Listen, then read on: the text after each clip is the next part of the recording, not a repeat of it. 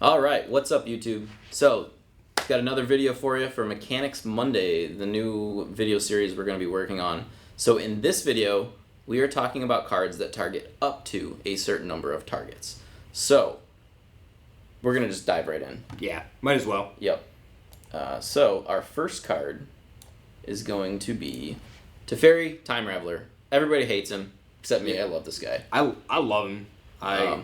I don't like playing against him, though. So we've had a couple comments on the YouTube videos. One player who was playing Esper, not going to call anyone out here. Yeah.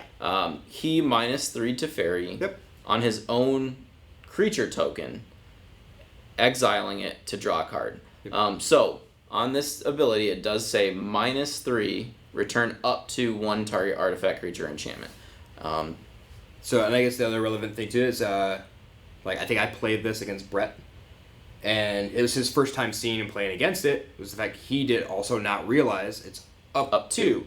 So you don't have to have an actual target for that, because since it's up to, you can choose 0 as that number. And a lot of people, when you play a Teferi, you get that static ability, which is very relevant. Yeah. But a lot of times, if you plus it and they kill it the next turn, it doesn't... it never feels good when that happens. No. And a lot of times that is what happens. So a lot of people will just minus it to draw a card, basically. The 3 mana... Use it for a 3 mana cycle and let them... Maybe it absorbs some damage, So the next card that we have... And we actually got...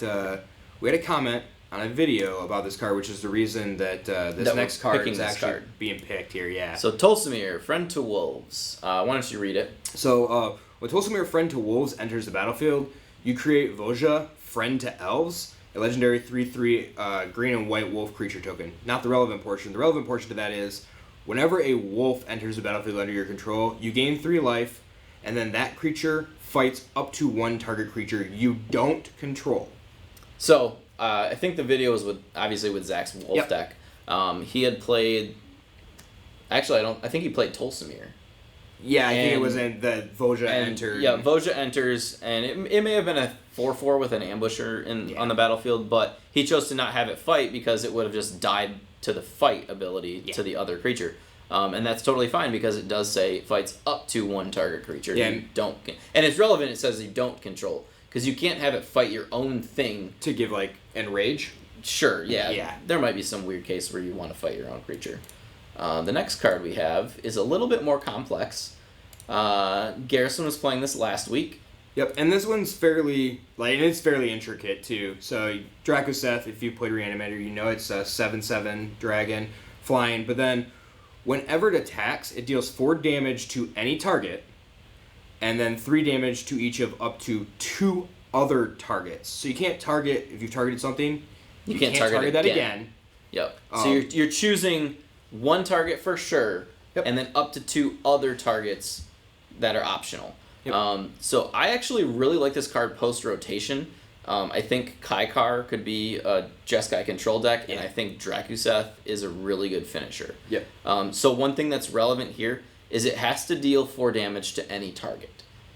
So what happens if you don't have a target? So if your opponent has hexproof, or they have nothing on the battlefield, he has to target something with the initial 4 damage. Sure, you want to hit yourself in the face, or he can target himself. So you do have to pick that first target on this card, and then it does say up to 2 other targets. So that 3 damage can be pointed nowhere. Yeah. And that's totally fine.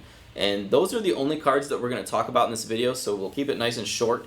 Anything else you want to chime in on? If you're unsure, first read the card. If you're still unsure... The first thing everybody says, read the freaking card, right? Yeah. If you're still unsure after that fact, ask. Yeah. Don't be afraid to not... And that happens more often than not. People just assume that they know what it does. And that's actually why we're making these videos, because a lot of people are afraid to ask. And you should never, ever be afraid to ask a question. This is probably the most complicated game in the world. Yep. So and ask a question. Everybody's there to help, regardless of how they are, what they are. If you're at an LGS, ask the judge. Yeah, ask the TO. Yep. So, all right. Well, thanks for watching this video. We're done with this one. Like the video, comment below, subscribe to the channel, hit the bell, and follow us on Twitch. Liberty MTG on Twitch. Thanks. I don't think there's anything else.